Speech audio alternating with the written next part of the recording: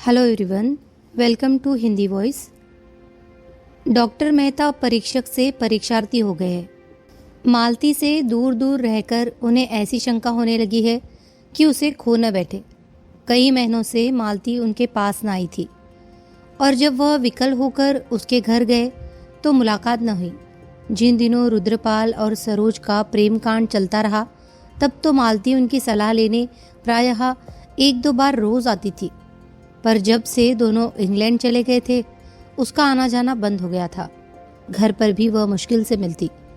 ऐसा मालूम होता था जैसे वह उनसे बचती है, जैसे बलपूर्वक अपने मन को उनकी ओर से हटा लेना चाहती है। जिस पुस्तक में वह इन दिनों लगे हुए है वह आगे बढ़ने से इनकार कर रही थी, जैसे उनका मनोयोग लुप्त हो गया हो। गृह प्रबंध में तो वह कभी बहुत कुशल न थे। सब मिलाकर 1000 रुपए से अधिक महीने में कमा लेते थे, मगर बचत एक धेले की भी न होती थी। रोटी दाल खाने के सिवा और उनके हाथ कुछ न था। तकल्लुफ अगर कुछ था तो वह उनकी कार थी, जिसे वह खुद ड्राइव करते थे। कुछ रुपए किताबों में उड़ जाते थे, कुछ चंदों में, कुछ गरीब छात्रों की परवरिश में और अपने बाग की सजावट में, जिससे उन्हें इश्क सा था। तरह तरह के पौधे और वनस्पतियां विदेशों से महंगे दामों मंगाना और उनको पालना, यही उनका मानसिक चटोरापन था, या इसे दिमागी अय्याशी कहे। मगर इधर कई महीनों से उस बगीचे की ओर से भी वह कुछ विरक्त से हो रहे थे और घर का इंतजाम और भी बदतर हो गया था। खाते 2 फुलके और खर्च हो जाते 100 से ऊपर। अचकन पुरानी हो गई थी, मगर इसी पर उन्होंने कड़ाके का जाड़ा काट दिया। नई अचकन सिलवाने की तौफीक न हुई। कभी बिना घी की दाल खाकर उठना पड़ता। कब घी का कनस्तर मंगाया था इसकी उन्हें याद ही न थी, और महाराज से पूछे भी तो कैसे? वह समझेगा नहीं कि उस पर अविश्वास किया जा रहा है। आखिर एक दिन जब 3 निराशाओं के बाद चौथी बार मालती से मुलाकात हुई और उसने इनकी हालत देखी तो उससे रहा न गया। बोली, तुम क्या आपकी जाड़ा यूं ही काट दोगे? यह अचकन पहनते तुम्हें शर्म नहीं आती? मालती उनकी पत्नी न होकर भी उनके इतने समीप थी कि यह प्रश्न उसने उसी सहज भाव से किया जैसे अपने किसी आत्मीय से करती। मेहता ने बिना झेपे हुए कहा, क्या करूं मालती, पैसा तो बचता ही नहीं। मालती को अचरज हुआ, तुम 1000 से ज्यादा कमाते हो और तुम्हारे पास अपने कपड़े बनवाने को भी पैसे नहीं। मेरी आमदनी कभी 400 से ज्यादा न थी, लेकिन मैं उसी में सारी गृहस्थी चलाती हूँ और बचा लेती हूँ। आखिर तुम क्या करते हो? मैं एक पैसा भी फालतू खर्च नहीं करता, कोई ऐसा शौक भी नहीं है। अच्छा, मुझसे रुपए ले जाओ और एक जोड़ी अचकन बनवा लो। मेहता ने लज्जित होकर कहा, अब की बनवा लूंगा, सच कहता हूँ। अब आप यहाँ आए तो आदमी बनकर आए, यह तो बड़ी कड़ी शर्त है। कड़ी सही, तुम जैसों के साथ बिना कड़ाई किए काम नहीं चलता। मगर वहाँ तो संदूक खाली था और किसी दुकान पर बेपैसे जाने का साहस न पड़ता था। मालती के घर जाए तो कौन मुंह लेकर? दिल में तड़प तड़प कर रह जाते थे। एक दिन नई विपत्ति आ पड़ी। इधर कई महीने से मकान का किराया नहीं दिया था। 75 रुपए माहवार बढ़ते जाते थे। दुकानदार ने जब बहुत तकाजे करने पर भी रुपए वसूल न कर पाए तो नोटिस दे दी, मगर नोटिस रुपए गढ़ने का कोई जंतर तो है नहीं। नोटिस की तारीख निकल गई और रुपए न पहुंचे। तब मकानदार ने मजबूर होकर नालिश कर दी। वह जानता था मेहता जी बड़े सज्जन और परोपकारी पुरुष है, लेकिन इससे ज्यादा भलमनसी वह क्या करता कि 6 महीने सब्र किए बैठा रहा। मेहता ने किसी तरह की पैरवी न की। एक तरफा डिग्री हो गई। मकानदार ने तुरंत डिग्री जारी कराई और कुर्क अमीन मेहता साहब के पास पूर्व सूचना देने आया, क्योंकि उसका लड़का यूनिवर्सिटी में पढ़ता था और उसे मेहता कुछ वजीफा भी देते थे। संयोग से उस वक्त मालती भी वही बैठी थी। बोली, कैसी कुर्की है? किस बात की? अमीन ने कहा, वही किराए की डिग्री जो हुई थी। मैंने कहा, हुजूर को इत्तला दे दूं, 400-500 का मामला है, कौन सी बड़ी रकम है। 10 दिन में भी रुपए दे दीजिए तो कोई हर्ज नहीं। मैं महाजन को 10 दिन तक उलझाए रहूंगा। जब अमीन चला गया तो मालती ने तिरस्कार भरे स्वर में पूछा, अब यहाँ तक नौबत पहुँच गई? मुझे आश्चर्य होता है कि तुम इतने मोटे मोटे ग्रंथ कैसे लिखते हो। मकान का किराया 6-6 महीने से बाकी पड़ा है और तुम्हें खबर नहीं? मेहता ने लज्जा से सिर झुकाकर कहा, खबर क्यों नहीं, लेकिन रुपए बचते ही नहीं। मैं एक पैसा भी व्यर्थ नहीं खर्च करता। कोई हिसाब किताब भी लिखते हो? हिसाब क्यों नहीं रखता? जो कुछ पाता हूँ वह सब दर्ज करता जाता हूँ। नहीं इनकम टैक्स वाले जिंदा न छोड़े। और जो कुछ खर्च करते हो वह, उसका तो कोई हिसाब नहीं रखता। क्यों, कौन लिखे? बोझ सा लगता है। और यह पोथे कैसे लिख डालते हो? उसमें तो विशेष कुछ नहीं करना पड़ता, कलम लेकर बैठ जाता हूँ। हर वक्त खर्च का खाता तो खोल कर नहीं बैठता। तो रुपए कैसे अदा करोगे? किसी से कर्ज ले लूंगा, तुम्हारे पास हो तो दे दो। मैं तो एक शर्त पर दे सकती हूँ, तुम्हारी आमदनी सब मेरे हाथों में आए और खर्च भी मेरे हाथों से हो। मेहता प्रसन्न होकर बोले, वाह, अगर यह भार ले लो तो क्या कहना, मुसलो ढोल बजाओ। मालती ने डिग्री के रुपए चुका दिए और दूसरे ही दिन मेहता को बंगला खाली करने पर मजबूर किया। अपने बंगले में उसने उनके लिए 2 बड़े बड़े कमरे दे दिए। उनके भोजन आदि का प्रबंध भी अपने ही गृहस्थी में कर दिया। मेहता के पास सामान तो ज़्यादा न था, मगर किताबें कई गाड़ी थी। उनके दोनों कमरे पुस्तकों से भर गए। अपना बगीचा छोड़ने का उन्हें ज़रूर कलक हुआ, लेकिन मालती ने अपना पूरा अहाता उनके लिए छोड़ दिया कि जो फूल पत्तियाँ चाहे लगाए।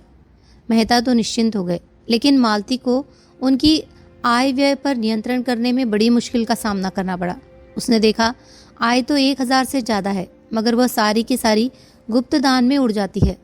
20-25 लड़के उन्हीं से वजीफा पाकर विद्यालय में पढ़ रहे थे। विधवाओं की तादाद भी इससे कम न थी। इस खर्च में कैसे कमी करे, यह उसे न सूझता था। सारा दोष उसी के सिर मर जाएगा, सारा अपयश उसी के हिस्से में पड़ेगा।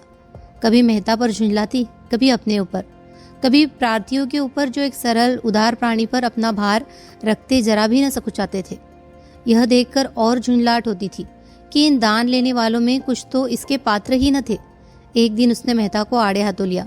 मेहता ने उसका आक्षेप सुनकर निश्चिंत भाव से कहा, तुम्हें अख्तियार है, जिसे चाहे दो चाहे न दो, मुझसे पूछने की कोई जरूरत नहीं।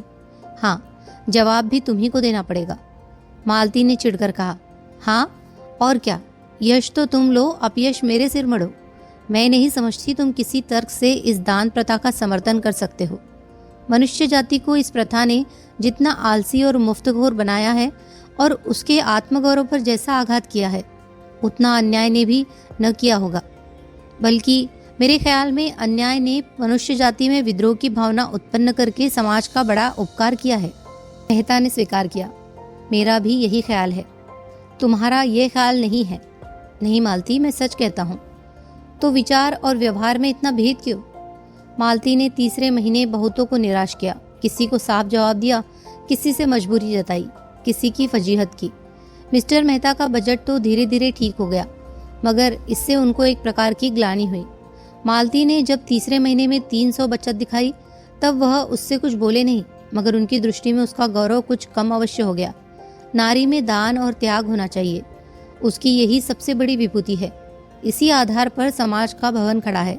वणिक बुद्धि को वह आवश्यक बुराई ही समझते थे। जिस दिन मेहता की अचकने बनकर आई और नई घड़ी आई, वह संकोच के मारे कई दिन बाहर न निकले। आत्मसेवा से बड़ा उनकी नज़र में दूसरा अपराध न था। मगर रहस्य की बात यह थी कि मालती उनको लेखे ड्योढ़े में कसकर बांधना चाहती थी, उनके धन दान के द्वार बंद कर देना चाहती थी, पर खुद जीवन दान देने में अपने समय और सदाशता को दोनों हाथों से लुटाती थी। अमीरों के घर तो वह बिना फीस लिए न जाती थी, लेकिन गरीबों को मुफ्त देखती थी, मुफ्त दवा भी देती थी। दोनों में अंतर इतना ही था कि मालती घर की भी थी और बाहर की भी। मेहता केवल बाहर के थे, घर उनके लिए न था। नीचत्व दोनों मिटाना चाहते थे। मेहता का रास्ता साफ था, उन पर अपनी जात के सिवा और कोई जिम्मेदारी न थी। मालती का रास्ता कठिन था, उस पर दायित्व था, बंधन था, जिसे वह तोड़ न सकती थी, न तोड़ना चाहती थी। उस बंधन में ही उसे जीवन की प्रेरणा मिलती थी।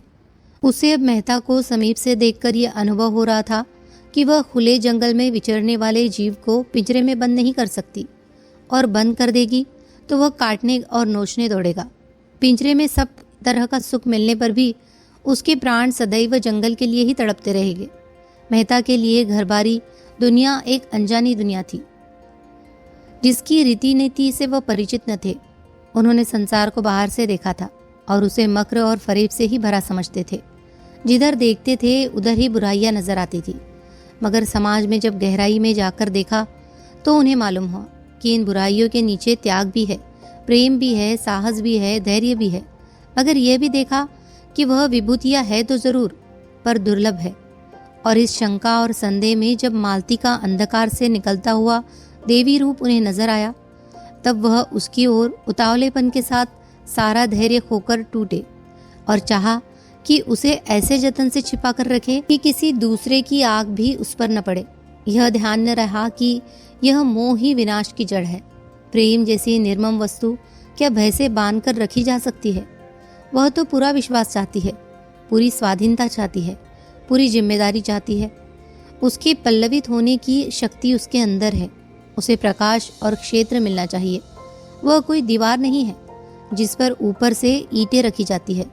उसमें तो प्राण है, फैलने की असीम शक्ति है।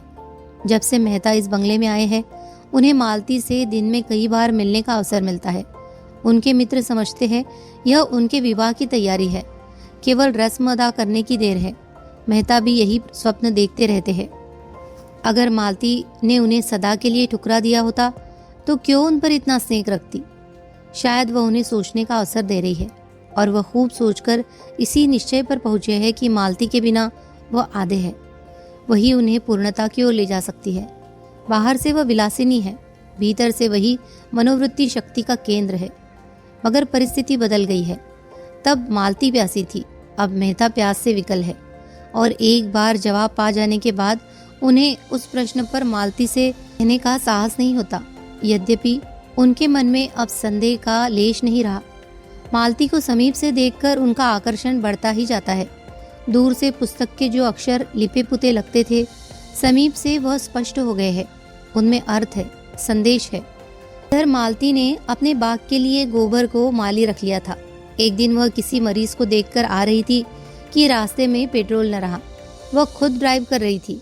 फिक्र हुई पेट्रोल कहाँ से आए। रात के 9 बज गए थे और माघ का जाड़ा पड़ रहा था। सड़कों पर सन्नाटा हो गया था।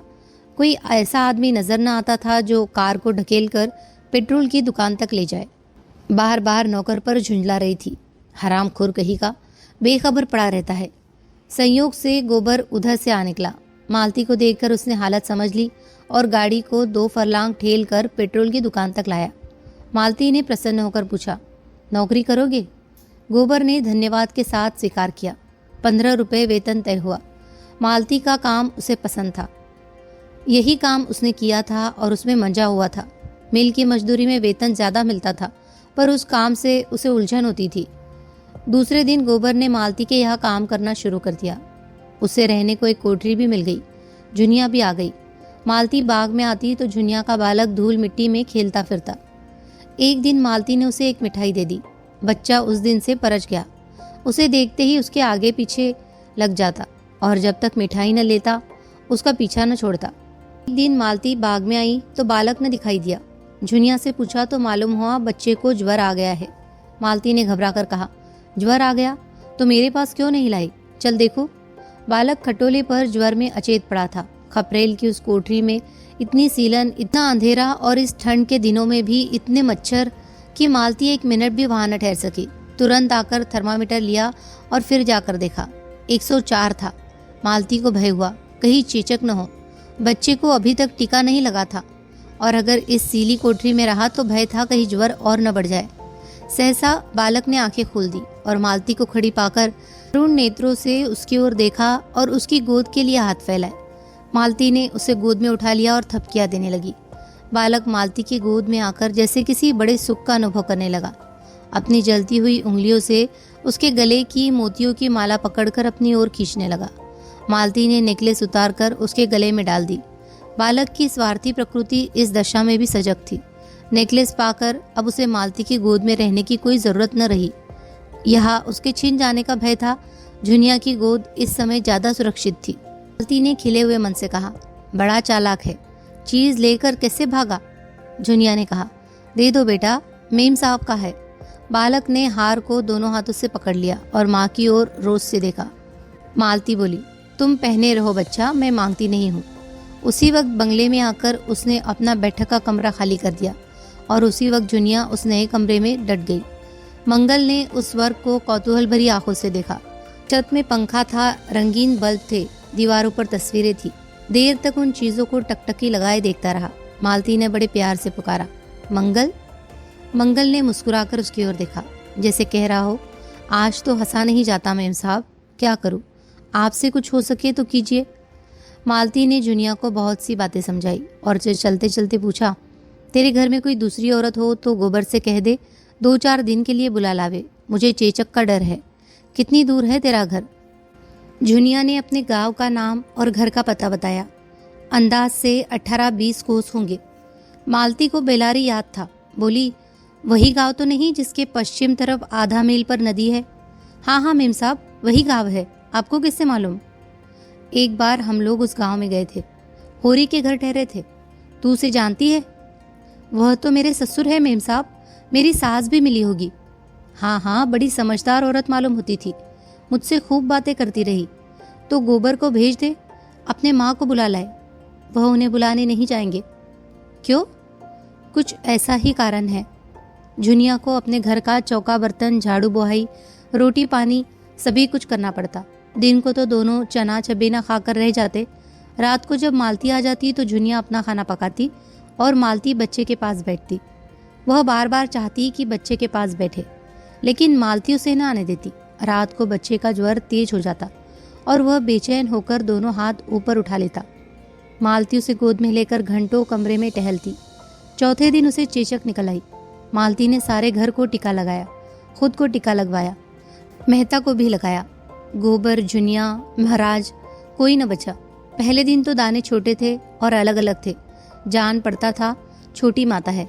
दूसरे दिन दाने जैसे खिल उठे और अंगूर के दानों के बराबर हो गए, और फिर कई कई दाने मिलकर बड़े बड़े आंवले जैसे हो गए। मंगल जलन और खुजली और पीड़ा से बेचैन होकर करुण स्वर में कराता और दीन असहाय नेत्रों से मालती की ओर देखता। उसका कराना भी प्रौढ़ों का सा था और दृष्टि में भी प्रौढ़ता थी, जैसे वह एकाएक जवान हो गया हो। इस असहाय वेदना ने मानो उसके अबोध शिशुपन को मिटा डाला हो। उसकी शिशु बुद्धि मानो सज्ञान होकर समझ रही थी कि मालती ही के जतन से वह अच्छा हो सकता है। मालती जो ही किसी काम से चली जाती वह रोने लगता। मालती के आते ही चुप हो जाता। रात को बेचैनी बढ़ जाती और मालती को प्रायः सारी रात बैठना पड़ जाता, मगर वह न कभी झुंझलाती न चिढ़ती। हाँ, जुनिया पर उसे कभी कभी अवश्य क्रोध आता, क्योंकि वह अज्ञान के कारण जो न करना चाहिए वह कर बैठती। गोबर और जुनिया दोनों की आस्था झाड़ फूक में अधिक थी, पर यहाँ उसको कोई अवसर न मिलता। उस पर जुनिया 2 बच्चों की माँ होकर बच्चे का पालन करना न जानती थी। मंगल दिक करता तो उसे डांटती, कोसती। जरा सा भी अवकाश पाती तो जमीन पर सो जाती और सवेरे से पहले न उठती। और गोबर तो उस कमरे में आते जैसे डरता था। मालती वहाँ बैठी है, कैसे जाए? जुनिया से बच्चे का हाल हवाल पूछ लेता और खाकर पड़ रहता। उस चोट के बाद वह पूरा स्वस्थ न हो पाया था। थोड़ा सा काम करके भी थक जाता था। उन दिनों जब जुनिया घास बेचती थी और वह आराम से पड़ा रहता था तो वह कुछ हरा हो गया था, मगर इधर कई महीने बोझ ढोने और चूने गारे का काम करने से उसकी दशा गिर गई थी। उस पर यहाँ काम बहुत था। सारे बाग को पानी निकाल कर सींचना, क्यारियों को गोड़ना, घास छिलना, गायों को चारा पानी देना और धोना। और जो मालिक इतना दयालु हो उसके काम में कामचोरी कैसे करे? यह एहसान उसे एक क्षण भी आराम से न बैठने देता। और तब मेहता खुद खुरपी लेकर घंटों बाग में काम करते तो वह कैसे आराम करता? वह खुद सूखता जाता था, पर बाग हरा हो रहा था। मिस्टर मेहता को भी बालक से स्नेह हो गया था।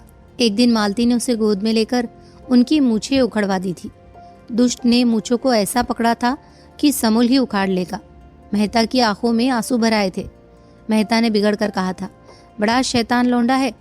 मालती ने उन्हें डांटा था, तुम मूछें साफ क्यों नहीं कर लेते?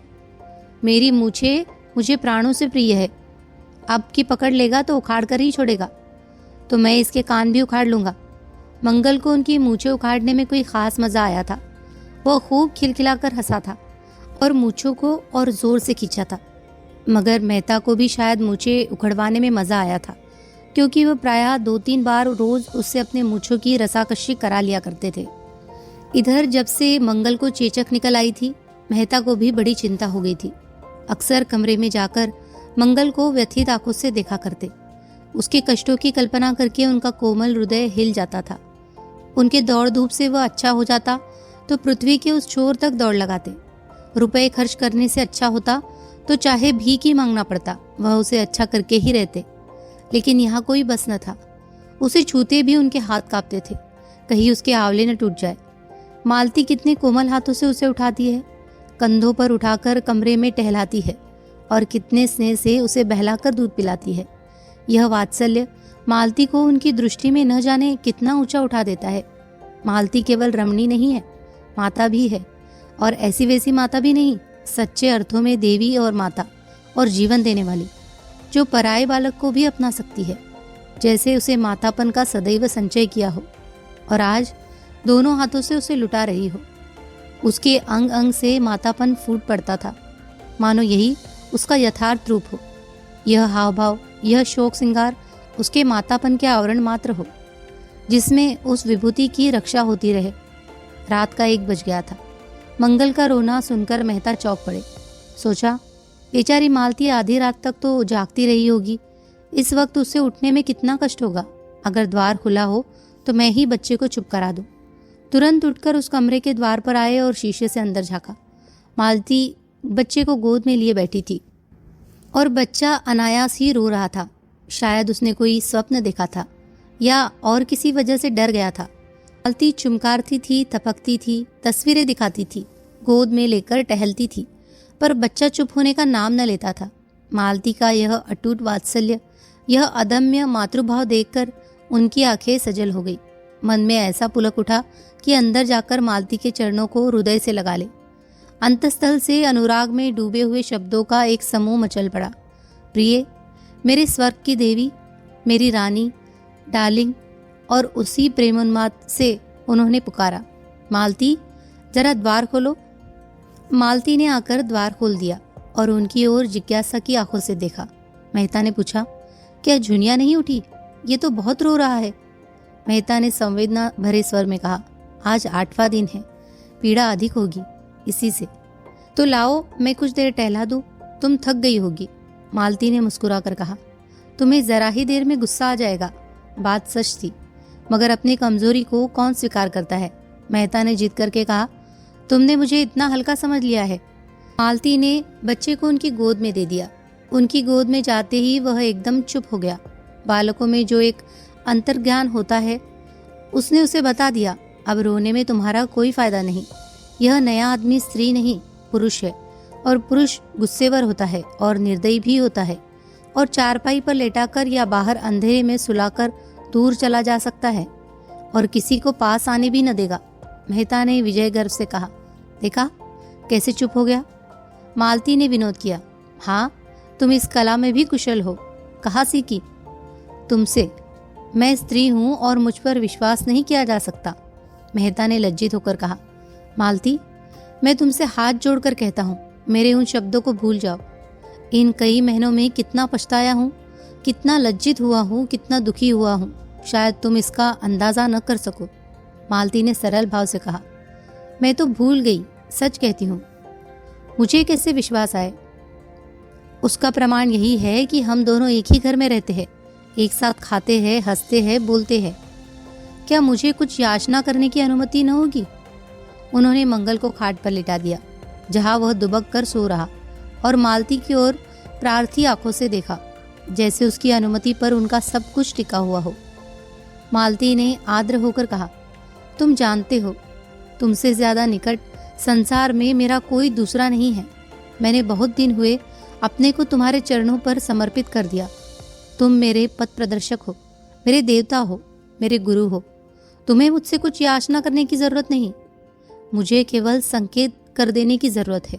जब तक मुझे तुम्हारे दर्शन न हुए थे और मैंने तुम्हें पहचाना न था, भोग और आत्मसेवा ही मेरे जीवन का इष्ट था।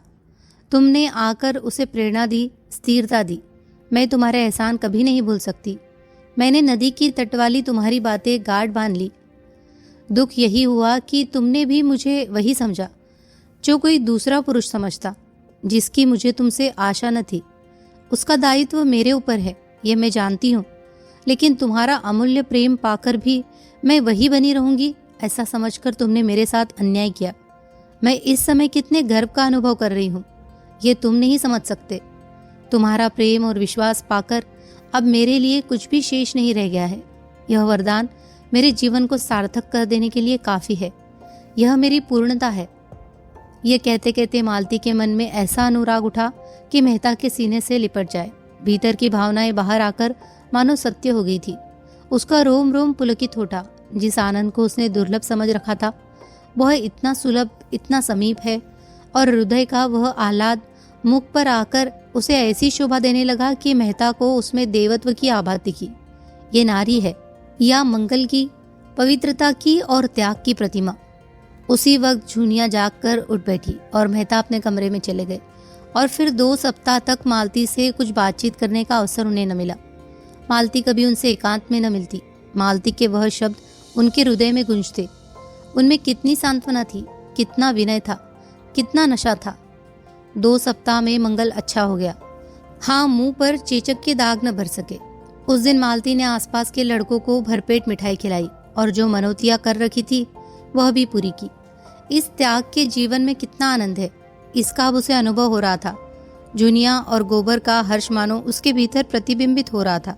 दूसरों के कष्ट निवारण में उसने जिस सुख और उल्लास का अनुभव किया वह कभी भोग विलास के जीवन में न किया था। वह लालसा अब उन फूलों की भांति क्षीण हो गई थी जिसमें फल लग रहे हो। अब वह उस दर्जे से आगे निकल चुकी थी जब मनुष्य स्थूल आनंद को परम सुख मानता है। यह आनंद अब उसे तुच्छ पतन की ओर ले जाने वाला, कुछ हल्का की विभत्स सा लगता था। उसे बड़े बंगले में रहने का क्या आनंद, जब उसके आसपास मिट्टी के झोपड़े मानो विलाप कर रहे हो। कार पर चढ़कर अब उसे गर्व नहीं होता। मंगल जैसे अबोध बालक ने उसके जीवन में कितना प्रकाश डाल दिया। उसके सामने सच्चे आनंद का द्वार सा खोल दिया। एक दिन मेहता के सिर में जोर का दर्द हो रहा था।